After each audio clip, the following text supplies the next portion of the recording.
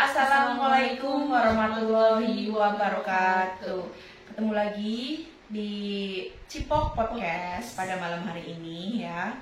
Cuman bedanya ini sekarang kita berdua, karena kita berdua yang akan menceritakan kejadian mistis tentang aku, tentang apa aja, siapa saja, makhluk apa aja yang menghuni dan ada di dalam rumah almarhum Ki Entus Susmono. Apa aja ya, Vin? Kayaknya ya, Vin? Kita lihat aja. Kalau kamu juga akan menceritakan apa, Vin? Ya ada lah, sedikit nanti kita cerita-cerita.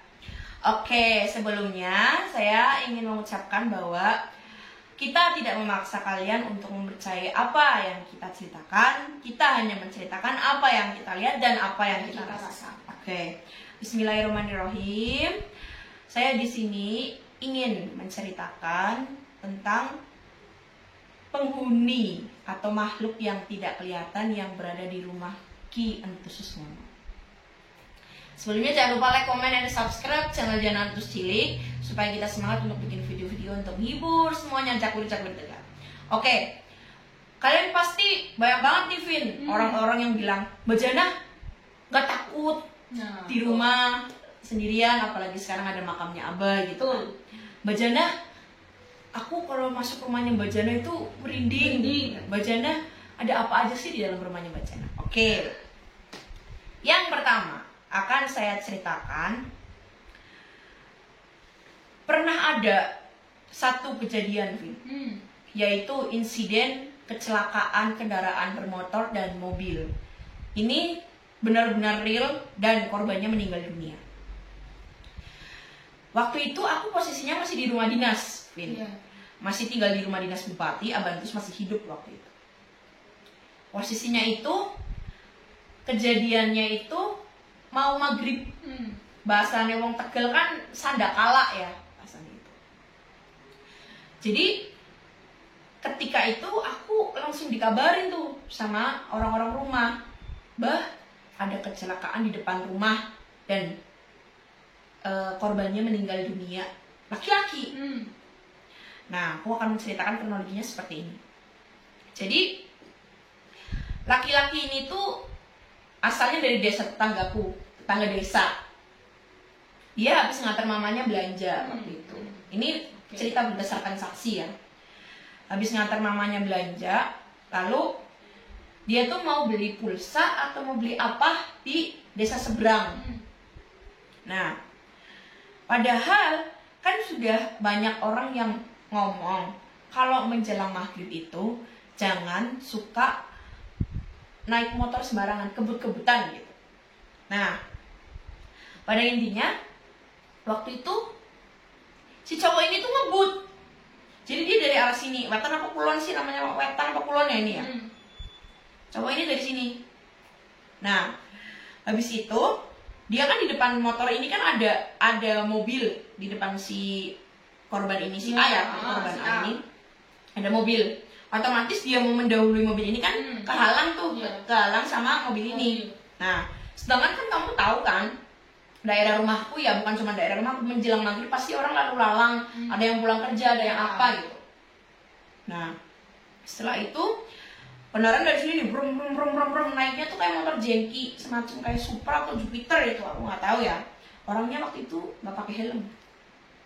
Nah, ini salah satu mungkin kecerobohan kadang kita gitu ya. Orangnya tuh nggak pakai helm. Orangnya nggak pakai helm, dan brum brum brum brum brum brum brum brum. Nah, si motor ini mau mendahului, Vin. Mau dia mau banting ke sini. Nah, dari arah berlawanan itu ada apa namanya? Mobil sama motor. Nah, ketika seperti ini, dia dari sini, udah jadi kayak mau mendahului seperti ini, ada kemakan. Dia mendahului seperti ini dari motor sini, dus, terjadilah tabrakan, das. Jadi tabrakannya tuh persis di depan rumahku, di depannya pohon palm. Kamu tahu pohon palm kan? Pohon palm itu dia mental. Si cowok ini, rong, terus ini motor, das. Pertama tuh jatuhnya gini guys. Kan mental, wah. Jadi si cowok ini di depan rumahku ini, yang korban meninggal dunia ini, push, habis jatuh, kepalanya bentur tembok rumahku, dah lagi tuh langsung Nyusap. nyusut ke itu, ke aspal. Buk! Berarti hancur bukannya? Ya nggak hancur lagi guys, hancur parah, lebur. Mohon maaf, mata, otak, kepala, gigi, mulut itu sudah darah berserakan di depan rumah. Langsung waktu itu polisi dan olah TKP langsung ke tempat kejadian. Nah, langsung tuh waktu itu aku merinding. Malamnya abahku langsung bikin tahlilan dan pohon palem itu ditebang waktu itu sama abahku. Pohon palem itu ditebang, abahku langsung bikin tahlilan. Begitu juga keluarga si korban itu diundang ke tahlilannya abahku. Jadi bukan tentang di rumahku ada siapanya, di mana-mana yang namanya mau maghrib itu nggak boleh celalekan di jalanan guys. Nah, ada lagi gini, orang itu, kalian kalau mau masuk rumahnya Ki Entus Susmono, jangan berani-berani punya niat jahat. Atau kalau kalian masuk rumahnya Ki Entus dan kalian punya niat jahat, kalian akan melihat dan kalian akan dilihatin sesuatu yang kalian tidak pernah melihat sebelumnya. Kalian mau percaya atau tidak, itu kalian bisa buktikan sendiri. Jadi gini, di rumahku itu, kamu kan tahu, bapakku kan orangnya suka mengoleksi barang-barang antik. Barang-barang antik itu kan pasti sudah berumur ratusan tahun. Aku mau bercerita tentang, namanya tidak boleh disebutkan ya, karena perempuan itu tidak mau disebutkan namanya. Jadi yang jaga di kamar aku itu perempuan. Perempuan ini waktu itu pernah temanku itu kan datang ke rumahku. Datang ke rumahku itu main tuh sama aku. Perempuan, teman-temanku perempuan kan pada main boneka, baju segala macam. Kejadian ini waktu SMP kalau nggak salah aku. Temanku ini iseng ngambil bajunya aku. Maksudnya dia mau minjem tapi lupa bilang. Bajunya dimasukin tuh ke dalam tas. Diambil tuh boneka, baju apa. Bukan dia nyuri, enggak. Dia mau pinjem. Cuman nggak bilang. Nah, bawa pulang tuh, akhirnya temanku pamit pulang sama teman-temannya. Sampai rumah, tahu nggak? Temanku langsung sakit kejang-kejang. Gak ada angin, gak ada apa, temanku sakit. Panas, menggigil banget itu. Tapi seperti orang yang tidak bergejala. Main sama aku masih sehat, makan apapun itu. Setelah itu dia telepon, Jana tadi aku di rumah kamu salah makan ya, kok aku kayak gini muntah-muntah segala macam, sakit, udah greges menggigil lagi. Terus dia tiba-tiba ngomong, oh iya tadi lupa Jana, aku pinjem baju sama boneka sama barang-barang kamu belum aku kembalikan. Dah, setelah itu aku datengin tuh, nengokin kan ke rumahnya dia, tak ambil. Terus dia minta maaf ya Jana, barangkali aku tadi nggak izin sama kamu minjem barang ini. Setelah aku pulang, besok dia sembuh. Besoknya dia sembuh, Vin. Panas yang mungkin tadinya 39 atau menjelang mau ke 40 lah ya. Dia nyampe kejang gitu, kok nyampe kayak gini kok sembuh. Dia suhunya langsung 36. Ya, suatu yang aku nggak ngerti gitu kan. Nah, ada lagi cerita gini. Aku kan dulu punya, abah itu kan punya rombongan pengerawit. Pengerawit itu yang nabu gamelan di rombongannya abahku. Kebanyakan kan cowok-cowok nih, ya, yang nabu gamelan ini. Lah, setelah itu kan di rumahku itu kan ada ruangan yang khusus buat tempat tidur para yang nabu gamelan. Nah, pasti kan transitnya di situ, dikasih kamar sama abah daerah situ. Nah, setelah itu kan lagi pada tiduran tuh. Aku merinding nih kalau cerita tentang yang perempuan ini. Tiba-tiba tuh ada suara perempuan berdendang, kayak suaranya gini,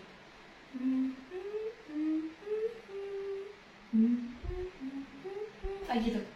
Nah, orang-orang kan berpikir siapa yang malam-malam nyinden kayak gitu loh. Paling kan gak jadwalnya latihan gitu kan.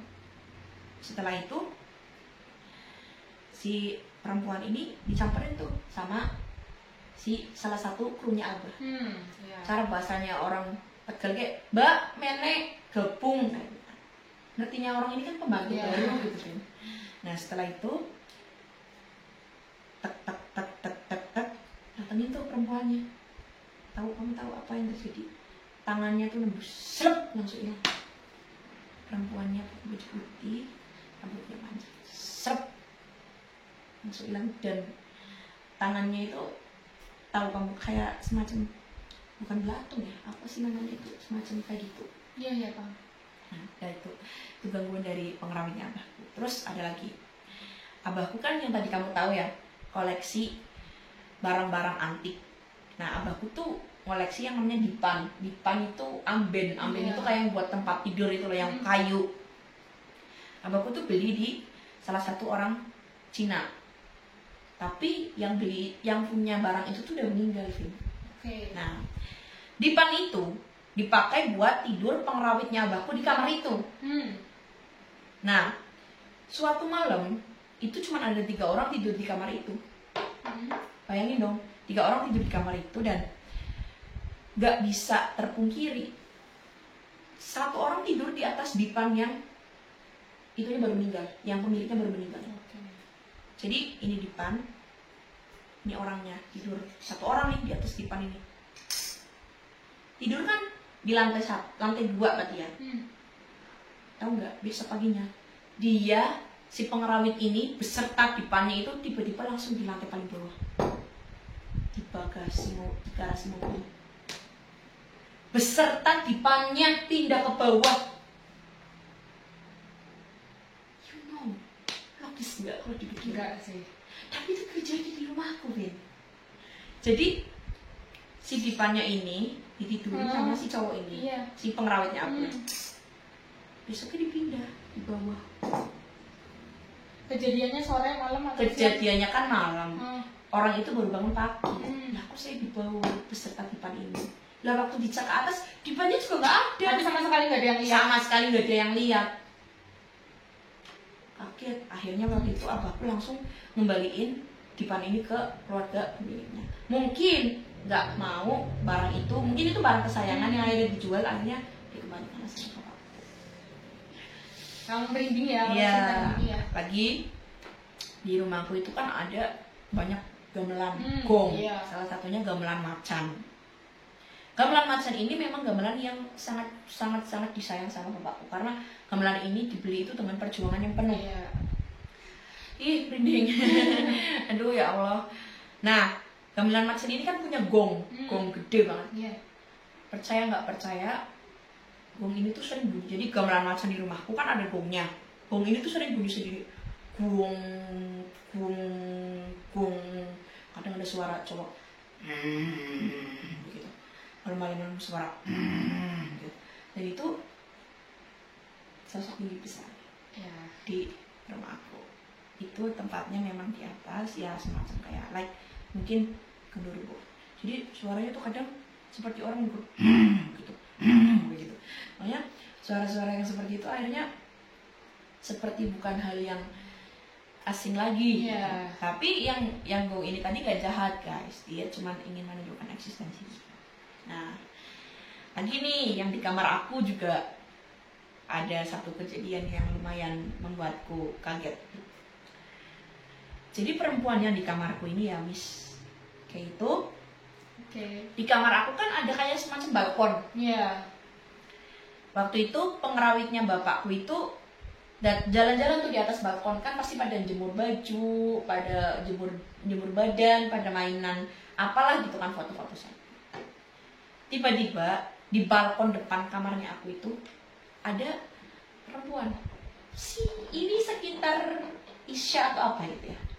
Malam-malam itu gebuk-gebukin bantal. Jadi mbak nyemurin bantal, tapi sama kamu yang pengerawitnya bapakku ya. Jadi posisinya si cewek ini tuh membelakangi gini. Jadi gebukin bantal lah. Si pengerawitnya bapakku ini ngomong, "Mbak, udah malam, jangan gebuk-gebukin bantal, besok aja." Tambah keras. "Mbak, tolong kawet nanya wedang tambah keras, puk lagi. Begitu, sana orang nyaut sih Mbak. Kalem Mbak, ini orang nakal bahasanya gitu. Aku nggak nakal. Kalau puk. Begitu si pengerawitnya balik, balik badan. Jadi kan kamu ada pesan nih. Oke. Ya. Terus begitu kamu ngomong kayak gitu, kamu balik badan. Perempuannya hilang. Jadi memang yang jaga di kamar itu perempuan. Dan bapakku tuh sampai udah manggil ustadz, tapi memang dia itu mau menjaga aku, nggak mau jahil, nggak mau kayak ganggu aku tapi jaga aku. Nah, sosok yang perempuan, jadi kebanyakan perempuan dan laki-laki itu ada yang kepalanya tadi korban dari kecelakaan di depan rumahku itu juga lumayan eksis, sering dilihat sama tamu-tamu aku yang mungkin mereka punya kemampuan seperti itu. Tapi balik lagi, selagi kamu masuk rumahnya aku nggak ada niatan jahat, kamu nggak akan dikasih lihat mereka yang seperti itu. Nah, lucu lagi gini, kamu sering lihat kan di rumahku sekarang ada orang gila perempuan. Depan rumahku kan ada 2 patung tuh, itu memang ada yang menjaga. Jadi perempuan gila ini, orang gila ini ya, itu suka nyium-nyiumin patung. Jadi kata mamaku, orang gila ini merupakan orang gila di mana dia itu ditinggal meninggal suaminya. Si patung ini tuh dia lihat katanya, ini suamiku ganteng, diciumin, kamu lihat kan? Dia baru tidur malu. Iya guys, jadi di rumahku itu ada orang gila perempuan. Dia itu datang gitu, terus sayangku mas, bojoku, bojone nyong gitu. Dia di situ terus di situ kalian terus lihat benar-benar di situ. Bener-bener dia tuh, tapi dia nggak rese, dia dia nggak rese sama sekali. Kalau ada tamu juga minggir sih, tahu. Nah setelah itu di situ memang patung itu tuh ada yang menjaga gitu. Jadi ketika orang-orang berniat jahat di rumahku itu pasti kalian nggak akan betah. Tahu lah. Alhamdulillah kamu juga nggak pernah dilihatin apa-apa kan, karena kamu niatnya baik. Terus ada lagi sosok anak kecil sering mondar-mandir di dapur. Oke, ya. Nah, pernah kan ada kejadian waktu itu ada orang yang mau bersihin keris-kerisnya Abah. Tiba-tiba tuh kayak pintu kan lagi dibersihin tuh kerisnya. Pintu tuh kayak kubrak gitu. Lagi bersihin keris, tiba-tiba pintu kubrak kayak gitu. Kayak semacam angin yang wong kayak gitu.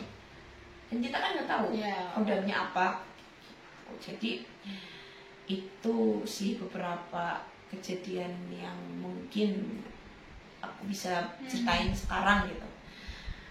Jadi memang kita ketika berdampingan dengan barang-barang antik itu pasti, bukan cuma barang-barang antik, sebelum kita menempati rumah itu pasti sebelum kita ada mereka. Yang penting aku bilang, aku pulang nuwun, kita gak ganggu. Dan untuk kalian persepsi kalian yang katanya rumahnya gitu terus angker gini itu, jangan seperti itu. Abah sudah tenang, Mbah aku sudah tenang. Kenapa Abah Antus dimakamin di rumah? Ya karena memang Abah Antus dan mbahku sudah merencanakan kalau itu untuk makam keluarga.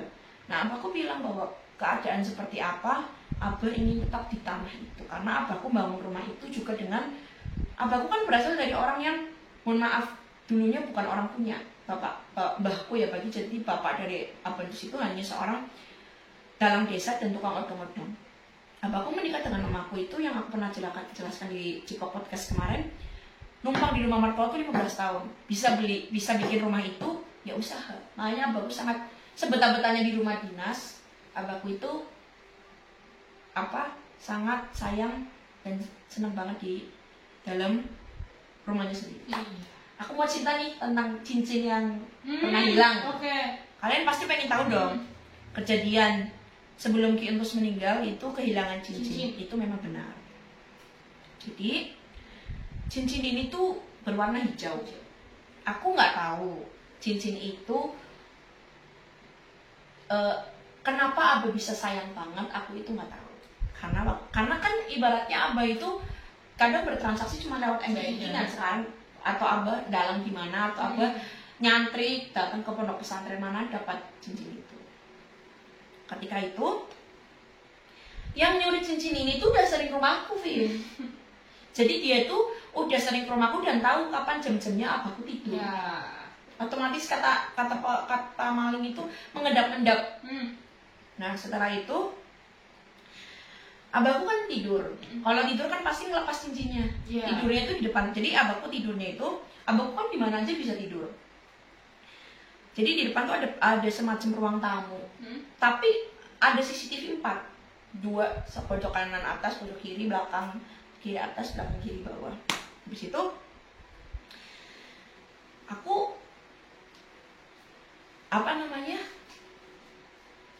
abahku cerita dia ngelepas cincin, ditaruh tuh cincinnya, tidurlah abahku. Setelah itu orang ini datang ngambil cincin itu, diambil cincin itu sama maling ini, dibawa kabur. Ketika abahku bangun kaget, cincin nggak ada. Abahku kan kadang orangnya juga pelupa ya. Aku naruh cincin di mana? Waktu itu waktu abahku kehilangan cincin itu, hawanya marah. Wah, marah, pokoknya marah, semarah-marah, jadinya marah. Di mana cincin itu? Sampai satu rumah itu nyari tahu di mana cincin ini. Nah, setelah itu abahku kan nyari tahu di mana cincin ini berada gitu. Sampai udah digeledah kamarnya, udah digeledah apa-apanya kayak gitu loh, udah digeledah semuanya itu nggak ada di dalam. Sampai akhirnya yang nyuri cincinnya abah itu pamer. Kan waktu itu lagi musim pemilihan bupati tuh, pamer ke sesama kolektor cincin. Kayak nyoli cincinnya Ki-Entus.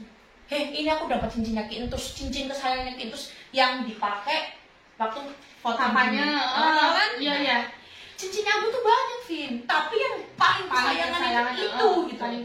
Orang kan kayak bapak kamu yang mau sebagai mana punya banyak baju atau punya banyak barang, kalau belum buluk itu barang kesayangan ya udah dipakai terus kan meskipun punya banyak gitu kan. Nah, setelah itu Abang Nus ini dilaporin sama salah satu temennya. Wah, wingi nyong weruh ana sing nyekel cincinnya sampean, cincin abah. Bah, kemarin aku lihat ada yang lihat cincinnya abah. Setelah itu dicari tahu rumah dan nomor teleponnya. Si laki-laki itu ditelepon sama abah. Mas, tulung balakna cincinnya nyong. Kuwi cincin kesayangannya nyong. Nyong kuwi mending kelangan Pajero siji daripada nyong kudu kelangan cincin gue. Bahasa Indonesianya, Mas, tolong kembalikan di mana cincin aku berada. Tolong kembalikan cincin itu ke saya. Saya lebih baik kehilangan mobil Pajero-nya saya ketimbang saya kehilangan cincin itu. Itu cincin kesayangan. Orang itu jawab, iya, tak balakna 10 dina maning. Iya, tak kembaliin 10 hari lagi. 10 hari lagi itu pas abah meninggal. Waktu itu si laki-laki ini mau digebukin guys sama orang-orang karena berpikiran kamu sudah mencuri barang kesayangannya. Iya, jadi ketika kita punya pengen nangis ya maksudnya bukan apa-apa tapi lebih ke aku mengerti bapakku lah ketika dia sudah seneng banget sama barang itu pasti ada sesuatu, tapi bukan berarti bapakku meninggal karena kehilangan cincin itu, bukan. Itu memang semua sudah takdir dan memang kebetulan memang ngepasin bapak aku sudah sayang banget sama cincin itu dan ternyata cincin itu merupakan pemberian dari almarhum Gus Dur waktu abah dalam di Jawa Timur. Gitu, salah satu cerita. Jadi tidak ada pembenaran Ki-Entus meninggal karena cincinnya ini hilang, itu tidak ada sangkut pautnya.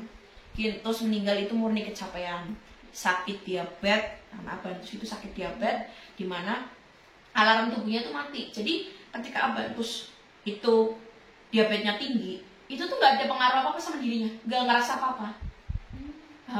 Jadi nggak ada lemes, nggak ada apa. Dan Abah Entus itu kan bukan takut, nggak suka ke dokter, takut jarum suntik.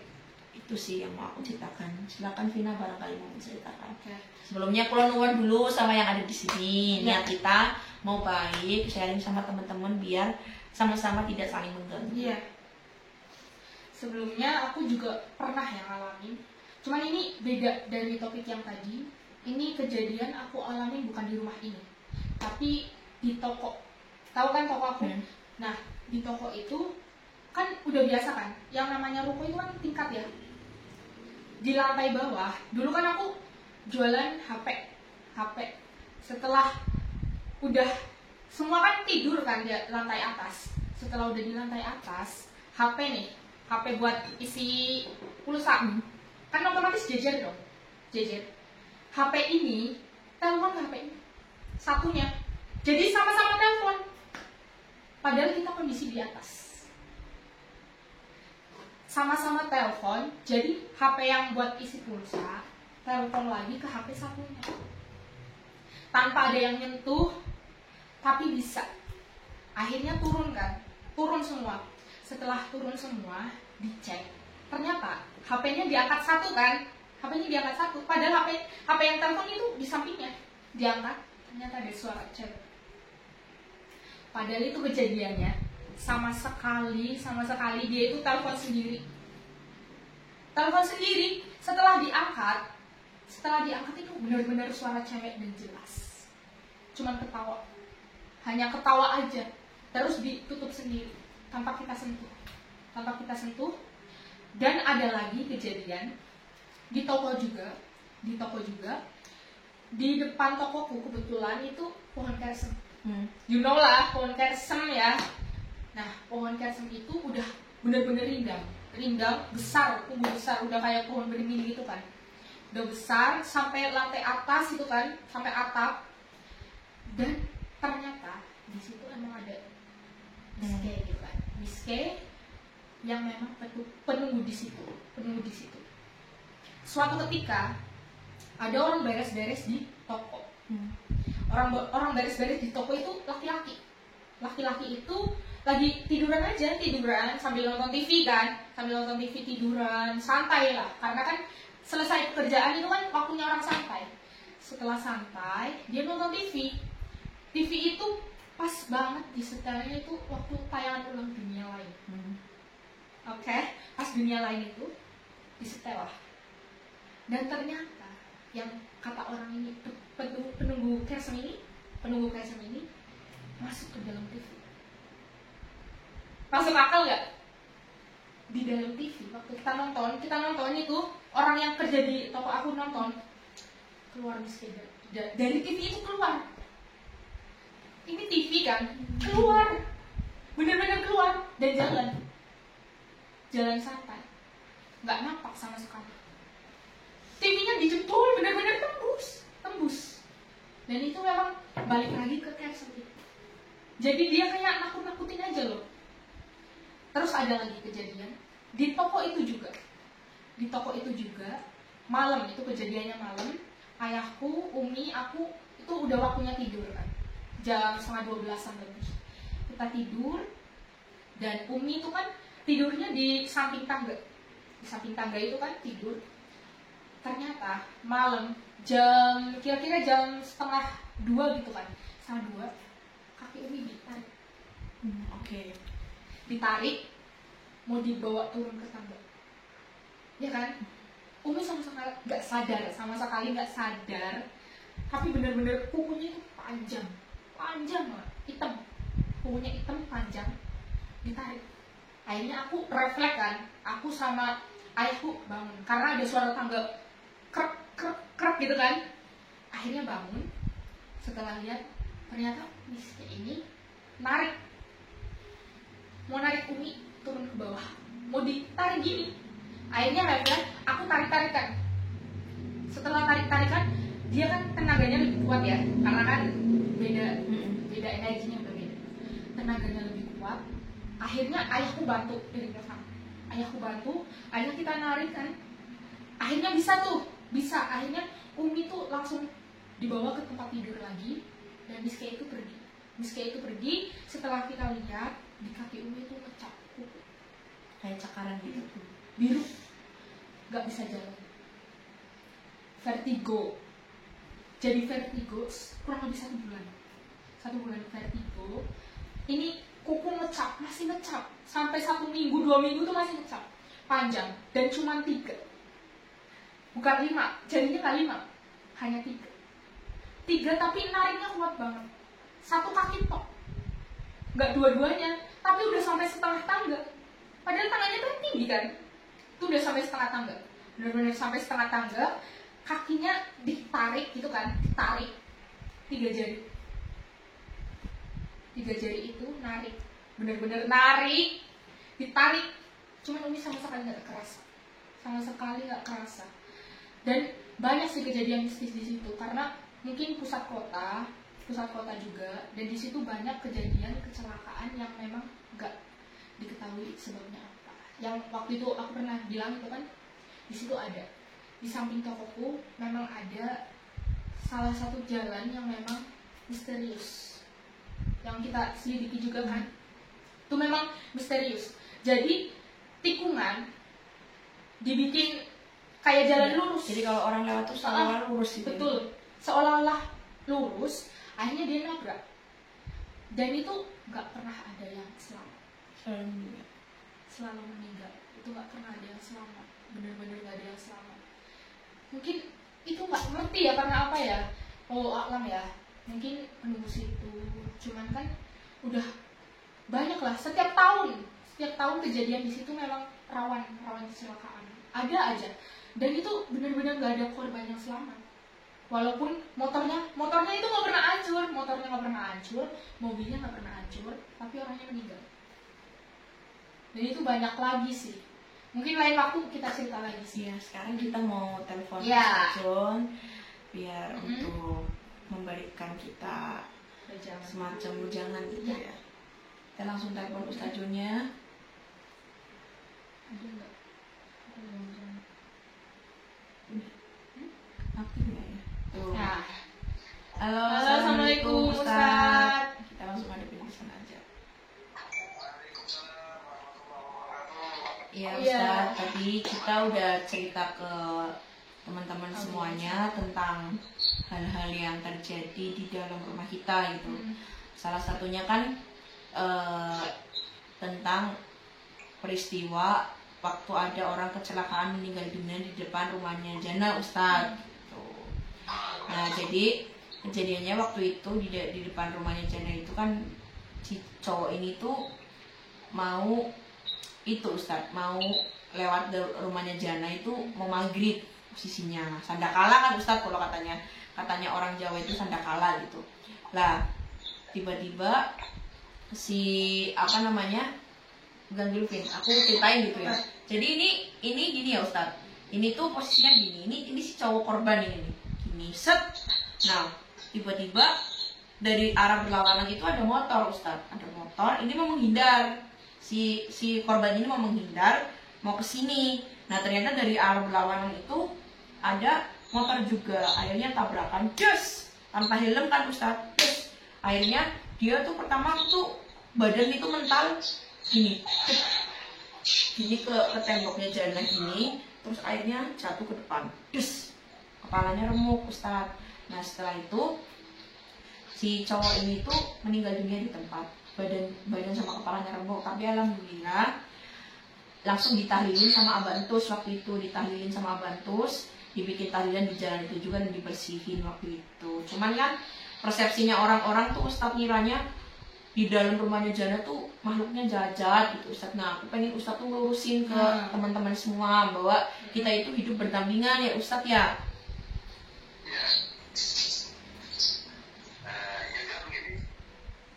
Di dunia ini jelas kita itu hidup berdampingan pasti. Bahwasannya Allah itu menciptakan manusia dan jin itu jelas untuk beribadah kepada Allah. Pasti. Karena Allah khalaqal jinna wal insa illa liya'budun. Sesungguhnya Allah menciptakan jin dan manusia itu untuk beribadah.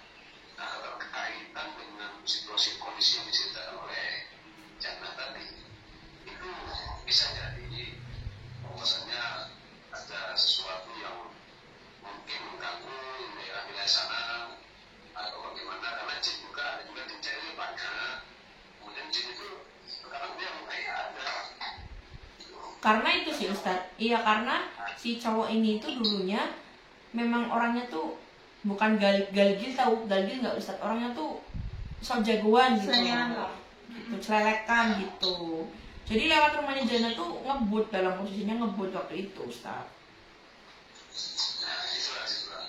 Mungkin karena dia itu orangnya itu jiwanya itu penantang, mungkin nggak percaya atau bagaimana, akhirnya kan hal-hal terus seperti itu kan, maka dibuktikan oleh Allah bahwasanya itu loh, bahwasanya ada yang jin itu. Nah, bisa jadi kalau di rumahnya Jana itu banyak sekali tuh, akhirnya. Iya, banyak. Iya, di Jana itu banyak sekali itu. Cuman kan tergantung dari niat kita pribadi. Kalau kita bagus, insya Allah maka jin yang bagus dan juga baik. Iya. Insya Allah baik. Iya Ustaz. Oh ya teman-teman, ini Ustadz ini juga salah satu yang ngeruqyah saya ya Ustadz ya. Spiritual kita lah. Guru spiritual kita, Ustadz John dari Pekalongan. Ya, terima kasih. Ustadz pengen berpesan apa buat teman-teman yang nonton vlog pada malam hari ini? Ya, pesan saya jelas, kita jangan sombong menjadi manusia. Bahwasanya kita hidup berdampingan dengan alam jin. Jin itu tidak ada. Mereka juga sama seperti kita. Mereka juga butuh dihormati. Mereka juga butuh penghormatan yang luar biasa dari kita. Yang penting kita jangan sombong. Bahwasanya Allah menciptakan jin itu ada, manusia itu pasti ada. Nah, jadi bahwasanya jin dan manusia itu saya berharap berdampingan, tapi tidak saling mengganggu. Itu saja. Oh iya, oke Ustadz. Terima kasih ya Ustadz ya. Oke. Terima kasih Sampai Ustaz. ketemu lagi nanti di next vlog. Iya. Dadah. Terima kasih. Assalamualaikum. Assalamualaikum. Sehat selalu Ustadz. Ya, assalamualaikum. Waalaikumsalam. Waalaikumsalam. Ya, benar tadi apa yang kata Ustaz John ya. Kita hidup Tadi kan bertandingan cerita tentang hidup kamu yang sekiranya di dalam rumah kamu ini. Mohon maaf nih semuanya nih yang ada di sini. karena kita juga ini di sini Iya. saat ini kita juga berdampingan juga ya. Kalau ngomong dengan kalian Kalau semuanya. buat kalian yang tahu pasti Iya, lihat. mohon maaf juga Iya. karena di tempat ini juga banyak, hanya saja udah beberapa kali dinetralisir sama guru spiritual kami juga, dinetralisir sampai akhirnya tinggal sedikit. Mungkin adalah masih ada, cuman tersisa yang baik-baik aja. Dan satu lagi aku juga mau cerita tentang pengalaman aku di tol sebelumnya tadi kan sebelumnya tadi di part pertama aku pernah cerita juga tentang kecelakaan. Cuman ini ada lagi tentang mobil juga di tol Batang Pekalongan juga. Jadi aku posisi perjalanan mau ke Pekalongan. Ke Semarang. Ke Semarang, waktu itu ke Semarang. Di tengah perjalanan itu masih santai, oke. Dan seperti biasa, mobilku masih fit. Setengah perjalanan, hampir exit, ada yang lempar batu. Bener-bener lempar batu segede ini, bola batu. Dan posisinya aku lagi nyetir, itu ke arah mukaku, kencang. Posisi aku di situ 120 km per jam lah, kurang lebih. Dan itu dilempar kencang. Posisi mobil kencang, batu itu dilempar keras, ya kan? Seharusnya secara logika apa? Pecah kan? Iya. Seharusnya pecah. Dan itu sama sekali nggak pecah. Makanya dari situ aku ngambil hikmah kalau memang di perjalanan memang perlu banget sih yang namanya penangkal kayak Al-Quran, tasbih, dan kita juga sholawat dalam hati ya, wirid itu paling penting. Dan pasti doa sebelum jalan, karena banyak banget kejadian yang nggak akan kita sangka mau kejadian. Tidak semua orang yang nggak suka sama kita itu nyerangnya itu secara kasar. Mereka bisa nyerang dengan cara yang paling halus, bahkan sampai kita nggak bisa tahu celah. Betul. Jadi buat teman-teman semuanya, janganlah jadi seorang pendendam gitu.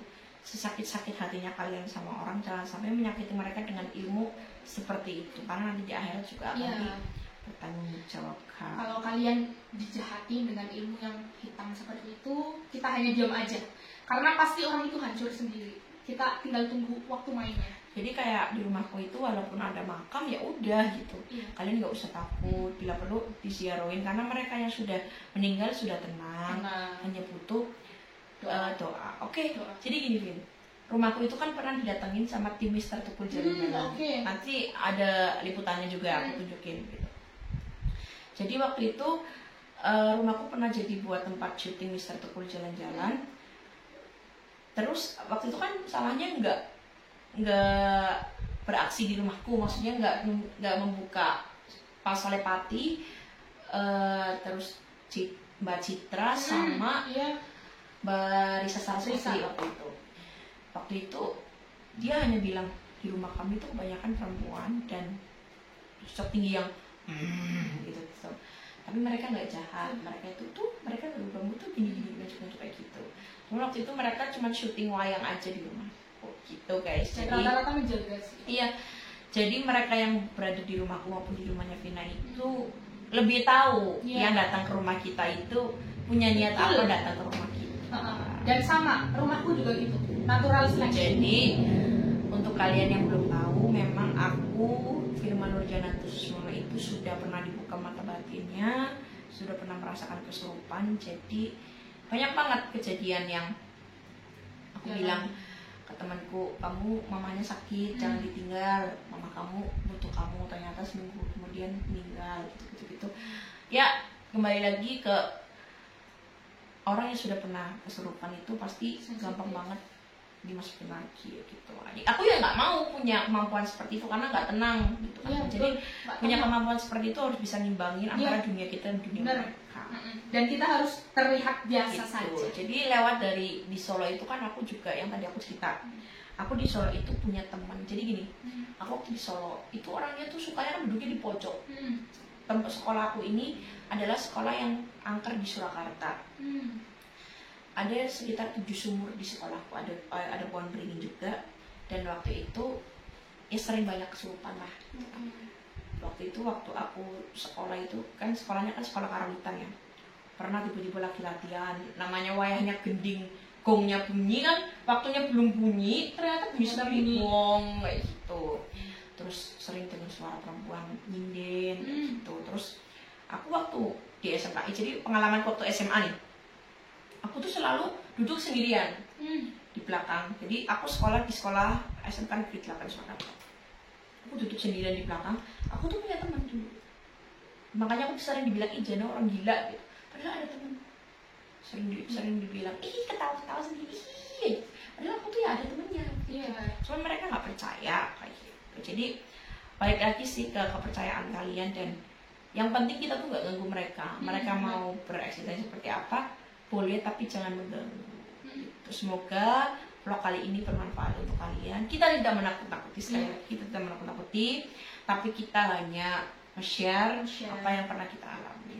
Dan buat kalian yang untuk next vlog horror selanjutnya, kalian pengen kita ekspor atau wawancara dengan siapa di Tegal nih, di Tegal dulu ya, karena lagi PPKM juga, jadi wilayahnya juga mana-mana jalan ditutup ya. Tetap patuhi prokes dan jangan lupa pakai masker. Dari aku Firman Nurjananto Susmono dan kamu Vina Matondang. terima kasih buat kalian yang sudah nonton Cipo Podcast Horor pada pagi hari, pada malam hari ini. See you, bye-bye. Assalamualaikum warahmatullahi wabarakatuh. Semoga terhibur. Akhirnya yuk. Kira cepat tampil 10 menit.